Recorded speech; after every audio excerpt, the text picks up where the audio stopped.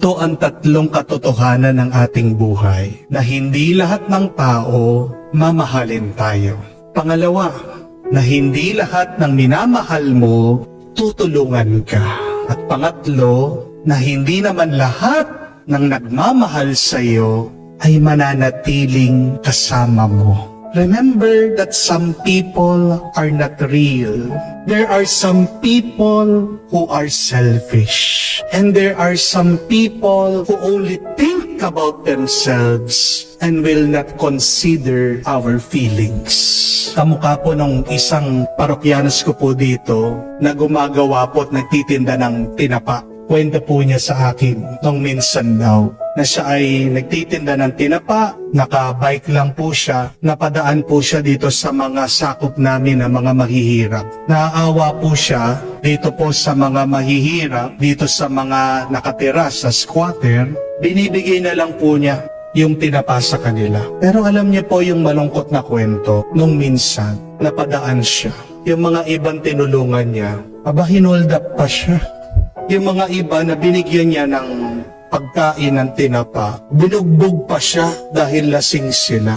Di po ba nakakalungkot yun? Pero bakit po hindi siya tumitigil pa rin hanggang ngayon na tumutulong, nagbibigay, kahit na po nasaktan siya? Ang lalim po ng kanyang pananampalataya sa Diyos. Palasimba po siya at pinapasa Diyos po niya ang lahat.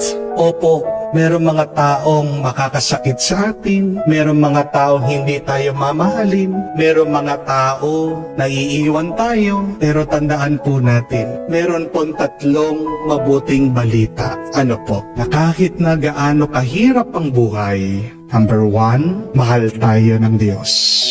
Amen? Number 2, tutulungan tayo ng Diyos. Amen?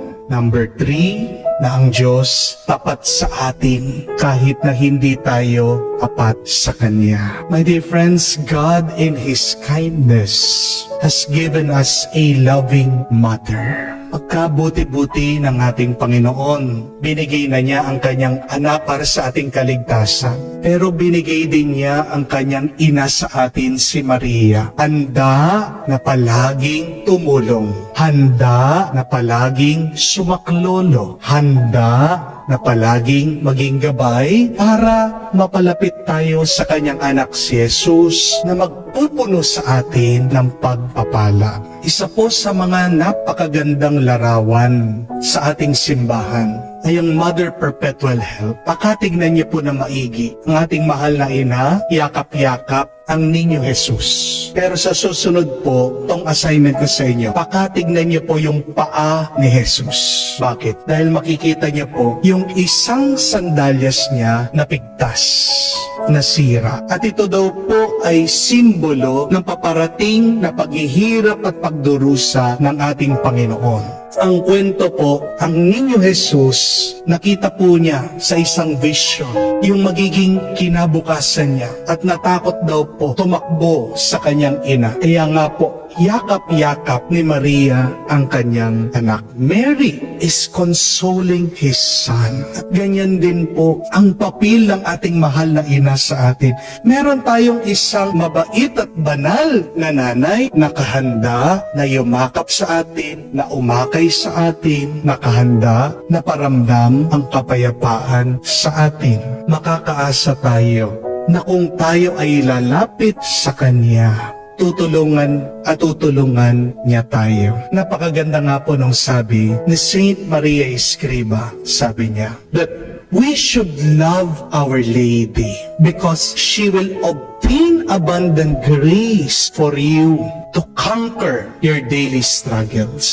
Kung gusto mong malampasan ang iyong mga paghihirap, hindi lang yung magtiis ka. Kung gusto mong magtagumpay sa iyong mga problema, hindi lang yung kumapit ka kay Jesus. Pero matutulungan ka din sa iyong mga pagsubok kung magpapaakay ka at magpapayakap ka sa ina na palaging sumasaklolo, si Maria. Napakaganda din po ng sabi ni Don Bosco that if we have faith in Mary, the help of all Christians, you will see what miracles are. Gusto mong makatanggap ng milagro? Lumapit ka sa ina ni Jesus. Dahil kung tatandaan niyo po, dahil sa Kanya, nagkaroon ng unang milagro sa bagong tipan. Ano ang unang milagro na ginawa ni Jesus? Na ang tubig naging alak.